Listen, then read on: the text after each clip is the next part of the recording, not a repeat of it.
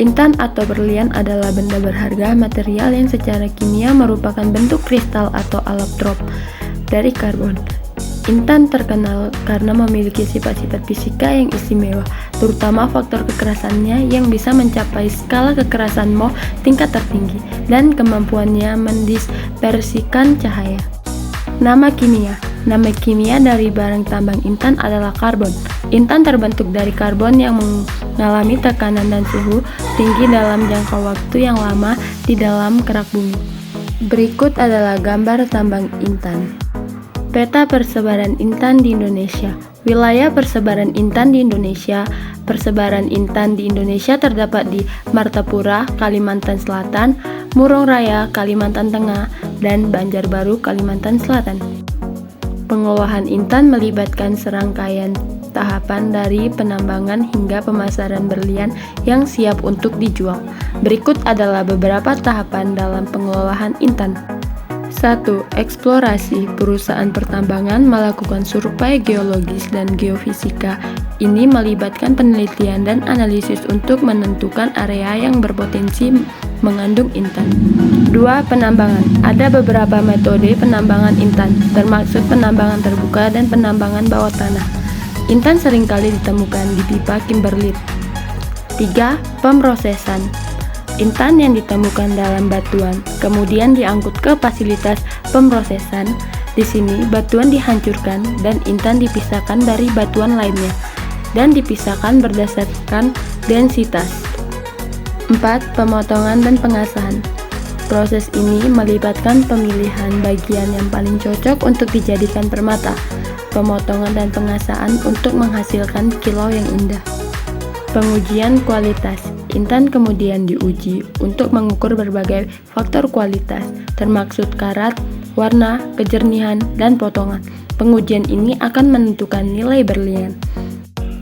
6. Pengujian sertifikasi. Berlian seringkali juga disertifikasi oleh lembaga independen seperti GIA untuk memberikan bukti kualitas dan karakteristik berlian. 7. Pemasaran dan penjualan. Setelah berlian diproses dan disertifikasi, mereka dijual ke pembeli potensial. Ini bisa melibatkan penjualan ke toko perhiasan, kolektor, atau melalui lelang. 8. Perhiasan dan penggunaan. Berlian yang dijual kepada konsumen digunakan dalam perhiasan, termasuk cincin, kalung, dan perhiasan lainnya. Mereka juga bisa digunakan dalam industri seperti pembuatan bor, pahat, dan alat berat lainnya. 9. Penelitian dan inovasi. Industri intan terus melakukan penelitian dan pengembangan untuk meningkatkan metode penambangan, pemrosesan, dan penggunaan berlian. Penelitian ini juga bertujuan untuk menentukan berlian yang lebih besar, lebih berwarna, dan lebih berharga. Pemanfaatan atau kegunaan. 1. Perhiasan. 2. Peralatan industri. 3. Alat optik. 4. Penelitian ilmiah. 5. Pemotongan industri. 6. Investasi. 7. Pemanfaatan dalam teknologi medis. Negara tujuan ekspor. Negara-negara tujuan ekspor barang tambang intan dapat bervariasi tergantung pada negara produsen dan permintaan pasar. Beberapa negara yang dikenal sebagai tujuan ekspor intan termasuk Belgia, India, Amerika Serikat, Uni Emirat Arab, Cina, dan Israel. Namun ini hanya beberapa contoh dan tidak mencakup semua negara tujuan ekspor intan. Masuknya intan sebagai komoditas yang diawasi ekspornya membuat pencatatan ekspor intan kasar naik drastis hingga 115%. Berdasarkan surat persetujuan ekspor intan kasar dan realisasinya oleh eksportir terdaftar seperti PT Galuh Cempaka pada tahun 2005, nilai realisasi ekspor 4,928 juta US dollar, sedangkan pada tahun 2006 mencapai 10.643 juta US dollar, sehingga total nilai 2 tahun itu mencapai 15,571 juta US dollar. Analisis mengenai dampak lingkungan atau AMDAL adalah suatu proses yang penting dalam penilaian dampak lingkungan suatu proyek atau kegiatan. AMDAL untuk barang tambang intan akan menilai dampak lingkungan yang mungkin dihasilkan oleh kegiatan penambangan intan. Berikut adalah beberapa elemen yang mungkin dianalisis dalam AMDAL untuk penambangan intan. 1. Penggunaan lahan. AMDAL akan memeriksa bagaimana penggunaan lahan untuk penambangan intan dapat mempengaruhi ekosistem lokal, terutama jika penambangan tersebut memerlukan deforestasi atau penggalian tanah. 2. Air dan kualitas air. Analisis akan mencakup dampak terhadap kualitas air, seperti apakah air tercemar oleh limbah penambangan intan dan apakah pasokan air tanah terganggu. 3. Kehidupan liar. AMDAL akan menilai dampak terhadap flora dan fauna lokal. Penambangan intan dapat mengganggu habitat dan kehidupan liar yang perlu dievaluasi. 4. Aspek sosial dan ekonomi. AMDAL akan mempertimbangkan dampak ekonomi dan sosial dari penambangan intan, termasuk dampaknya pada masyarakat lokal, pekerja, dan mata pencarian. 5. Dampak visual dan kebisingan. Evaluasi akan dilakukan terhadap dampak visual dan tingkat kebisingan yang mungkin dihasilkan oleh penambangan intan. 6. Kegiatan pemantauan dan pengelolaan dampak.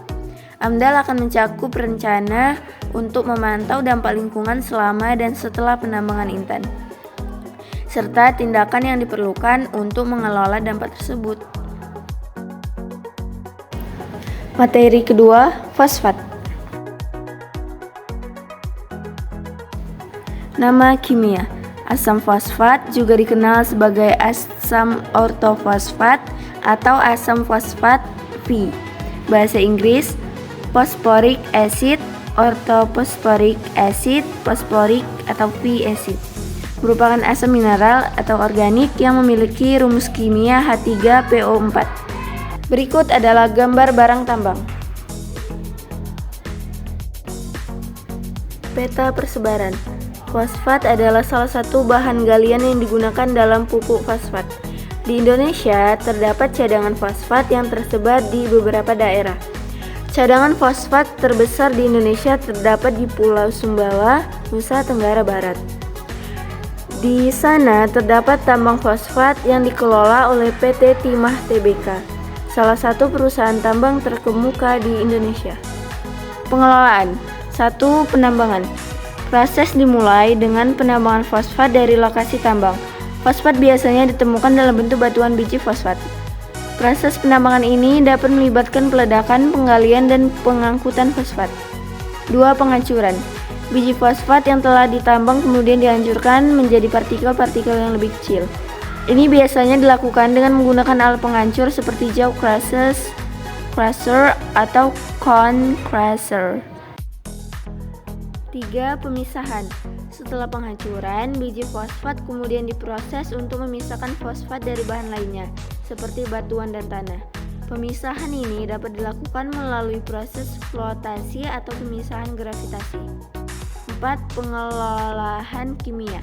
Setelah pemisahan, fosfat mentah dapat menjalani berbagai proses kimia untuk menghasilkan produk yang lebih murni dan cocok untuk digunakan dalam pupuk. Proses ini dapat melibatkan penggunaan asam fosfat, kristalisasi, atau reaksi kimia lainnya.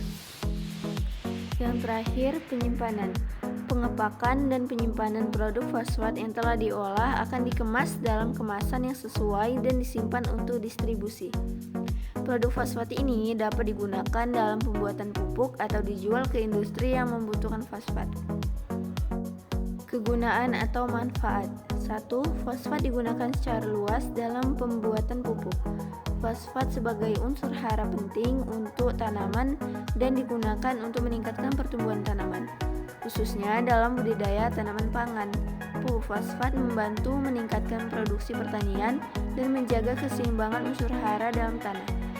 2. Fosfat digunakan sebagai bahan tambahan dalam industri pangan untuk mengatur pH, meningkatkan tekstur, dan memperpanjang umur simpan pada berbagai produk makanan seperti daging olahan, minuman ringan, dan produk. 3. Dalam industri farmasi, fosfat digunakan dalam formulasi obat-obatan dan produk farmasi sebagai zat pengisi atau pengikat dalam tablet dan kapsul. 4. 4. Fosfat digunakan dalam deterjen dan produk pembersih sebagai pelembut air dan pengemulsi.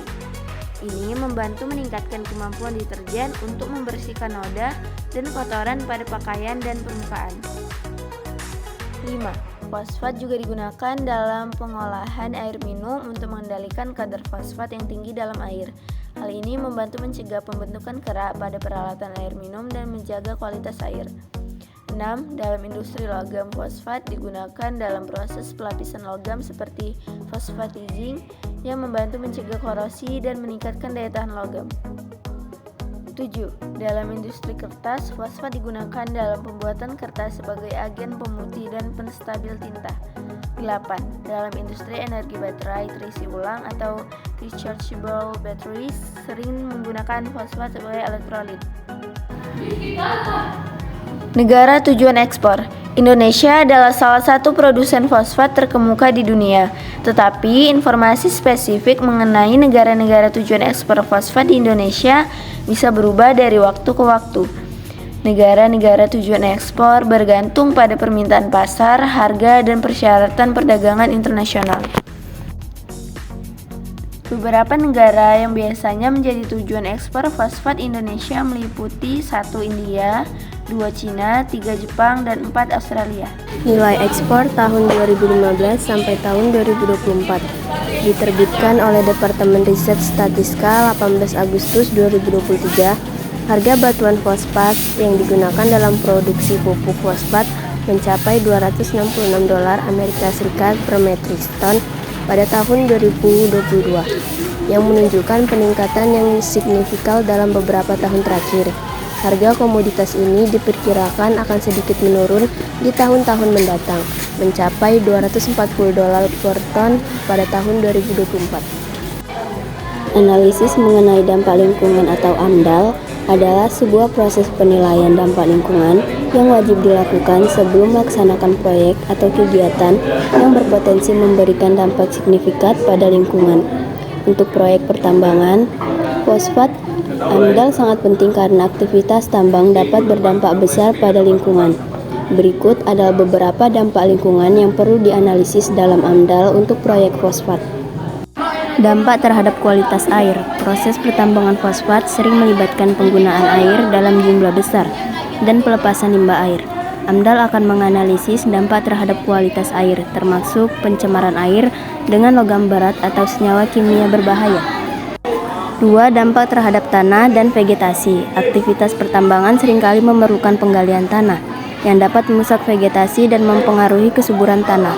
AMDAL akan mengevaluasi dampak ini dan mencari cara untuk mengurangi kerusakan. 3. Dampak terhadap kualitas udara. Proses pertambangan dan transportasi bahan tambang bisa menyebabkan emisi polusi udara. AMDAL akan menilai dampaknya pada kualitas udara dan kesehatan manusia. Yang keempat ialah dampak terhadap ekosistem. AMDAL akan mempertimbangkan dampak pertambangan pada ekosistem alami, termasuk fauna dan flora. Hal ini termasuk pengaruh terhadap keberlanjutan ekosistem setempat. Yang kelima ialah dampak sosial. AMDAL juga akan mempertimbangkan dampak sosial dari proyek pertambangan fosfat, termasuk dampak terhadap komunitas setempat, penduduk, dan hak-hak mereka. Yang keenam ialah pengelola limbah dan penghapusan tiling. AMDAL akan memeriksa bagaimana limbah dari pertambangan fosfat dikelola dan dibuang. Hal ini termasuk pembuangan limbah padat seperti tiling atau limbah cair. Rehabilitas. AMDAL akan menilai rencana rehabilitas untuk memulihkan lingkungan setelah proyek pertambangan selesai. Ini mencakup pemulihan lahan pertanian, pemulihan vegetasi, dan pengembalian habitat alami. AMDAL bertujuan untuk memastikan bahwa proyek pertambangan fosfat dapat dilakukan secara berkelanjutan dengan meminimalkan dampak negatif pada lingkungan dan masyarakat setempat.